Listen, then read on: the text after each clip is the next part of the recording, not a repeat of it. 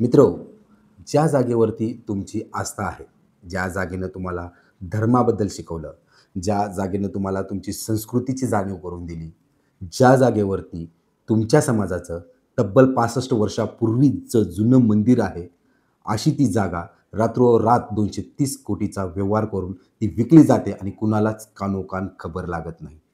हा केवळ एक जमिनीचा व्यवहार नसून हा त्या आस्थेचा, हा त्या विश्वासाचा विश्वासघात केलेला आहे. मग नेमकं आज आपण पाहणार आहोत, की पुण्यातील जैन बोर्डिंग जमीन विक्री प्रकरण नेमकं का आहे आणि ते आजकाल वादाच्या भोवऱ्यात का अडकलेलं आहे. त्यासोबतच ट्रस्टीनं ही जमीन विक्री करताना धर्मदायाकडनं कोणकोणत्या गोष्टी लपवल्या आहेत. यात धर्मदायाचा काय पवित्रा आहे, काय स्टँड आहे, धर्मदायानं त्यावरती काय सुनावणी केलेली आहे, तेही आपण जाणून घेणार आहोत.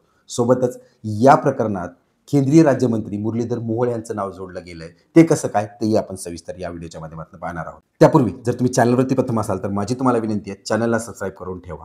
चला तर मग माहितीला सुरुवात करूया.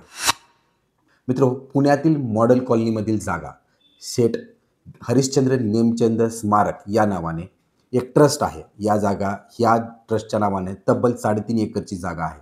आता या जागेचा वापर या ट्रस्टनं ठरवून दिला होता, की आपल्या समाजातील किंवा इतर समाजातील जे गरजू आणि होतकरू विद्यार्थी आहेत, त्यांचं शिक्षण असेल, त्यांचं राहणं असेल, त्याकरिता ही जागा धर्मदायाकडे सुपूर्द करण्यात आली आणि त्याचं कार्यही त्याचप्रमाणे मागील 60 ते 70 वर्षापासून चालू होतं. परंतु या गोष्टीला वळण मिळालं तेव्हा, ज्यावेळेस ट्रस्टीनं या जमिनीचा विक्रीचा व्यवहार पुण्यातील एका प्रख्यात बिल्डर गोखले लँडमार्क LLP यांच्यासोबत केला. हा व्यवहार तब्बल 230 कोटीचा होता आणि ही जमीन विकल्यानंतर त्या ठिकाणी 7 कोटीचा अल्ट्रा लक्झरी अपार्टमेंट उभा करण्याचा डावही होता. आता या व्यवहाराचं जसं ही बातमी पसरली, जैन समाजामधले जे अनुयायी आहेत किंवा धर्मगुरू आहेत, त्यांनी एकदम संताप व्यक्त केला.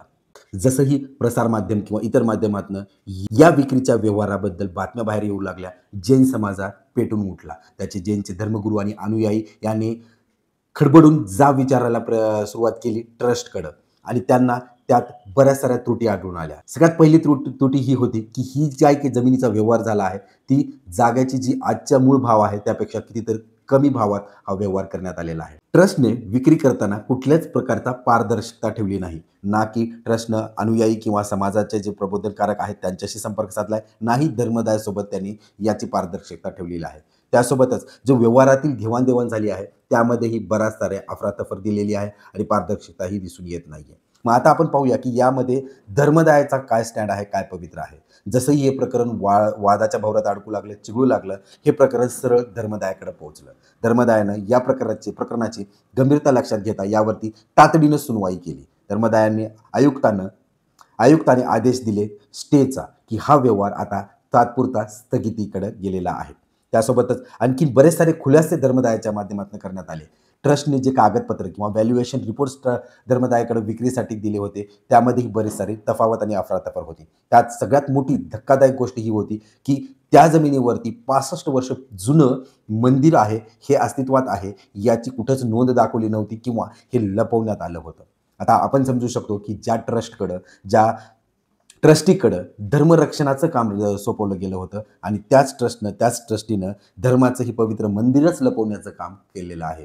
तर अशा प्रकारे माहितीला लपवून किंवा काहीतरी वेगळ्या माहिती सादर करून व्हॅल्युएशन रिपोर्ट्समध्ये चेंज करून ट्रस्टीनं धर्मदायाचा आणि जैन समाजाचा विश्वासघात केला. ह्या गोष्टी लक्षात येताच आयुक्तानं जागेची जी काही 3.5 एकरची जागा आहे त्याचे तपासणीचे आदेश दिले आहेत आणि पुढील जी काही प्रक्रिया आहे हे तपासणीच्या अहवालानंतरच करण्यात येईल. आता यासोबत पाहूया, की याचं राजकीय कनेक्शन काय आहे. ज्या कंपनीनं या जमिनीचा लिलाव केला किंवा विक्री केली, ती कंपनी आणि आपले केंद्राचे राज्यमंत्री मुरलीधर मोहोळ यांचे जुने लागेबंध आहेत. अशा काही अफवा किंवा बातम्या या विरोधकाच्या माध्यमातून पेरण्यात आल्या आणि त्यामुळं हे केंद्रीय मंत्री आता वादाच्या भोवऱ्यात अडकले आहेत या जमीन व्यवहाराच्या प्रकरणात. परंतु यावरती बोलताना त्यांनी स्पष्ट सांगितलं आहे, की जरीही त्या कंपनीसोबत त्यांचे जुने संबंध असतील, पण या प्रकरणामध्ये किंवा या जमीन खरेदी विक्री प्रकरणामध्ये त्यांचा कुठलाही संबंध नाहीये. परंतु इतक्यातच हे राजकीय वादळ शांत होईल असं दिसत नाहीये. आता गोष्ट उरते ती म्हणजे जैन समाजावरती कशा प्रकारे भूमिका मांडणार आहे. कारण जैन समाजातले गुरु असतील किंवा अनुयायी असतील यांनी पवित्रा घेतलेला आहे, की या प्रकरणाच्या विरोधात ते धर्मदायाकडे जातील किंवा त्याच्याही पुढे त्यांना कोर्टात जावं लागलं तर तेही जायला तयार आहेत.